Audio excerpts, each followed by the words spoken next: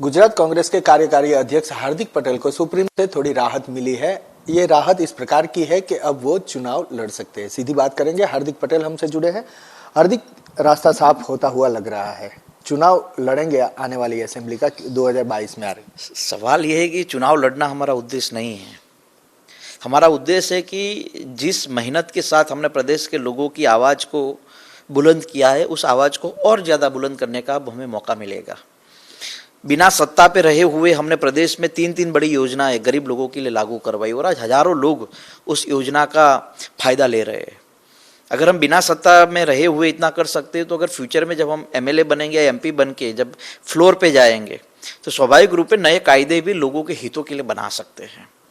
और मुझे भरोसा है कि माननीय सुप्रीम कोर्ट ने जो फैसला दिया है, उस पर मैं ठीक से अच्छी तरीके से उस पर खरा उतरूंगा, ताकि मैं भारतीय संविधान के भीतर रहते हुए, भारतीय संविधान की मर्यादा रखते हुए, मैं लोगों का कैसे भी करके अच्छा करने का प्रयास गुजरात में जरूर करूंगा।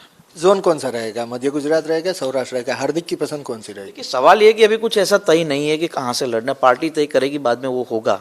लेकिन हम ये जरूर चाहते हैं कि अपना वतन हो या अपना बेस हो या अपने समर्थक जहाँ पर है वहाँ से लड़के उन लोगों के आशीर्वाद से जीतकर आगे निकले, ताकि उन लोगों की सारी उम्मीद और अपेक्षाओं पर काम कर सके।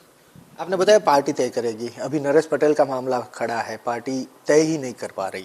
कई बार होता है कि पार्टी के जल्द डिसीजन लेने की जो क्षमता नहीं रहती, उसके कारण नुकसान होता है। नरेश भाई का 2.5 महीनों से चल रहा है कि उनको पार्टी में लेना चाहिए, नहीं लेना चाहिए, लेना चाहिए तो कैसे लेना चाहिए, कब लेना चाहिए। मैं मानता हूँ कि समय हाथ से निकालना नहीं चाहिए, समय का बहुत कम बचे, 6 महीने बचे।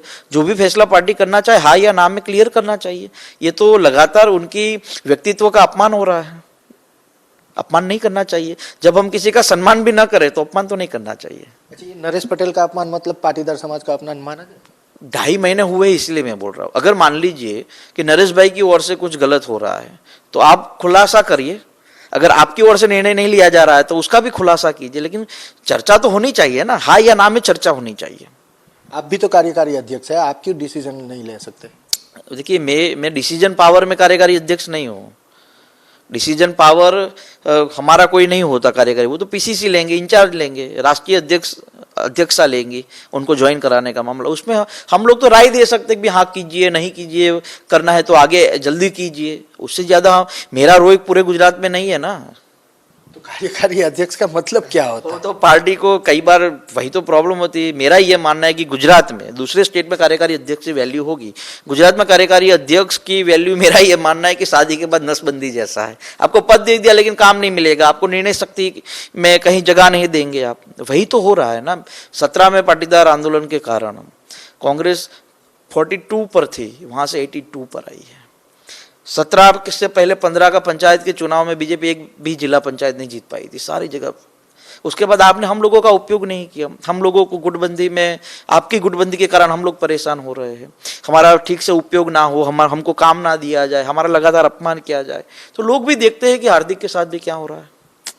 तो हार्दिक नाराज है, ऐसा मान लिया जाए? मैं किसी से नाराज नहीं रहता, क्योंकि कई बार, आज मेरे पापा मेरे बीच नहीं है, उनका देहांत हुआ है, लेकिन कई बार मेरी और मेरे पापा की भी लड़ाई होती थी। लेकिन कहीं मैं मेरे अपने पापा को छोड़ के चला नहीं जाता था।